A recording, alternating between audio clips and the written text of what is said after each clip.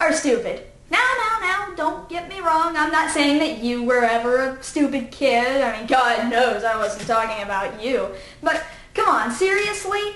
Everybody knows that kids are stupid. You want proof? Even animation studios think that kids are stupid, and they always have. I mean, not only do they aim their Saturday morning cartoons at young, impressionable children, but the writing is just asking for kids to blindly follow along and believe everything they're told. But the biggest problem I've ever had with the 30-minute cartoon series is the intro theme song and sequence. Not all of them were bad, but my gosh, most of them managed to tell the entire plot of the story within their limited 30 seconds. While I must admit, the creators certainly have talent in performing such a task, I've always found it rather insulting to have to be reminded what I'm watching every week. Maybe some kids needed it, I don't know. All I know is that I found it to be particularly annoying. This subject can be kind of difficult to make a top 10 list out of because there were certain animation studios that were pretty notorious about using this same process over and over again with all of their TV shows, not just one. So for the sake of this list, I tried to keep it down to using only one intro theme from one animation studio at a time so that it didn't end up being a repetitive mix between just Disney and Warner Brothers. So, do any of you guys find the reviews that we do on this website kind of redundant, telling you the entire story of what it is we're reviewing? Well, get ready for the most redundant piece of redundancy you've ever seen in your life. This is the top 10 list of animated shows that tell the whole story in their theme song. The Pinky and the Brain, it's Pinky and the Brain. Their twilight campaign is easy to explain. To prove their mousy work, they'll overthrow the earth. They're Pinky and the Brain, brain, brain, brain, brain, brain, brain, brain. Number 10. Transformers.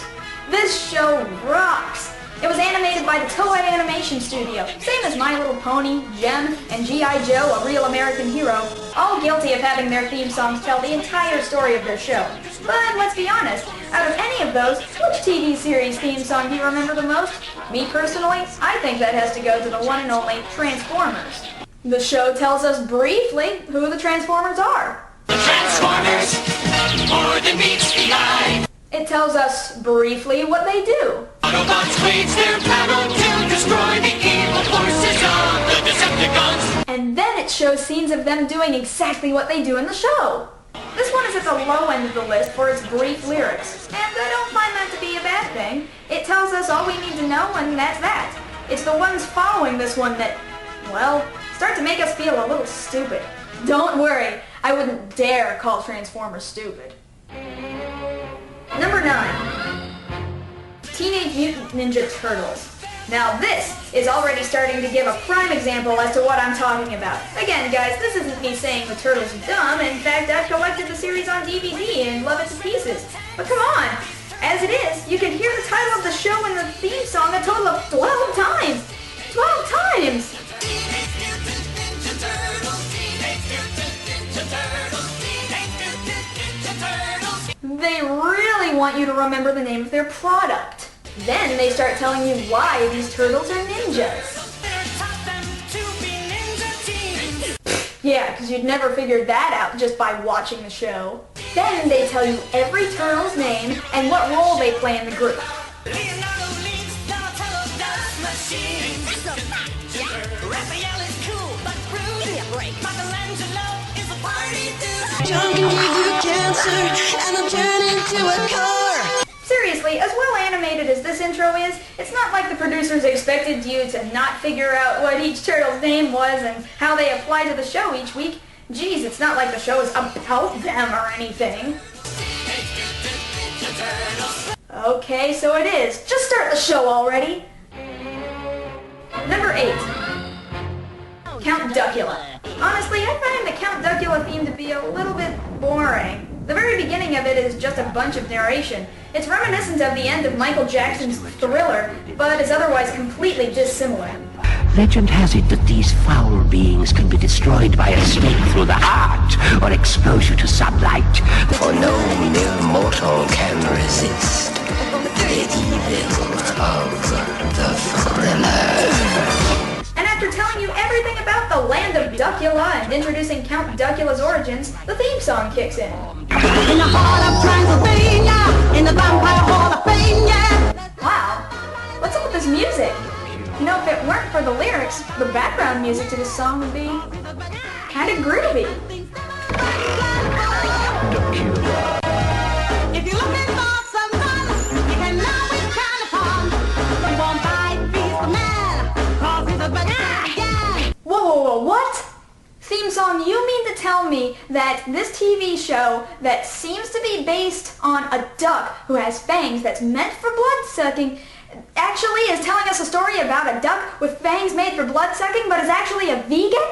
Now you're telling me too much. I might have actually watched your silly, stupid show if you had left that piece of lame and uninteresting characteristic out of the theme song. Honestly, who wants to watch a show about a vegan vampire duck?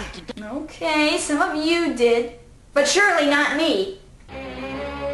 Number 7. The American adaptation of Sailor Moon. For those of you who either never watched the unedited version of Sailor Moon or don't know any Japanese or never cared to look up a translation of the original Japanese intro of the song, you should know that while the two versions share the exact same melody, the subject matter of each version could not possibly be farther from one another. In fact, I kind of have a fondness for the Japanese version myself. ごめんね素直じゃなくて夢の中なら言える思考回路はショート寸前今すぐ会いたいよ But the well-written, heart-bleeding lyrics were completely scrapped for the deep dub of the TV series, and we got, well, this. Fighting by moonlight Winning love by daylight Never run from a real fight She's the one next to Geez, not only do you ignore the original song, but you rewrite it and you get it to tell me about what I'm about to watch right now. Well, what are you going to do next? Tell me the names of all the characters that are in the show?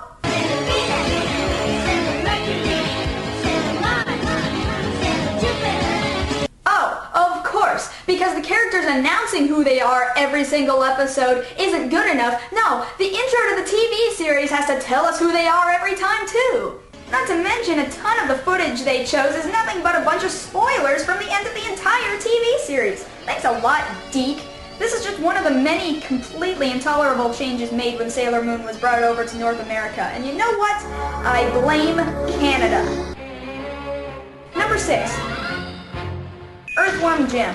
This is one of those series that falls somewhat into the same category as a lot of other Warner Brothers animated shows. It's random, witty, and clever for both adults and kids. Jim himself has even been voiced by Dan Castellaneta, who voiced the genie in Aladdin and The Return of Jafar, as well as the Aladdin TV series, as well as being best known for his role as Homer Simpson in The Simpsons. Despite all of its awesome, it unfortunately was unable to escape this particular bad movie, describing the story from top to bottom in its intro theme.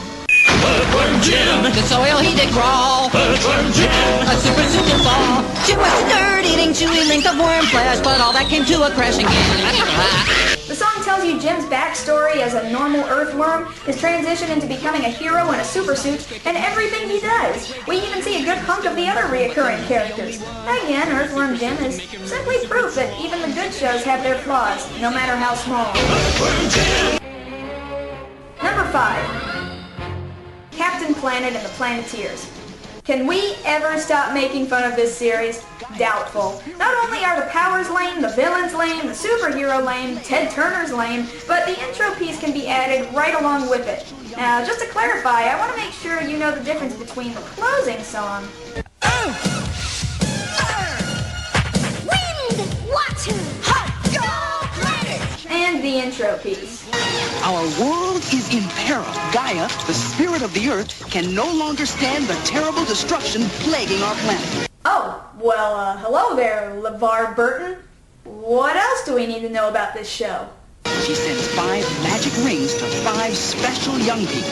Really, LeVar Burton? Well, who are these children? Where do they come from? And what are their powers? From Africa, with the power of earth. From North America, Lily, with the power of fire. From the Soviet Union, Minka, with the power of wind. From Asia, Yi, with the power of water. And from South America, Mati, with the power of heart. Well, geez, LeVar Burton, what exactly do they do with these powers? The 5 powers combined, they summon Earth's greatest champion, Captain Planet. Thanks, LeVar Burton. You just told us everything we ever needed to know about Captain Planet and the Planeteers. I tell you what, you just go ahead and go back to the Starship Enterprise and beam us down some episodes of Reading Rainbow. The power is yours!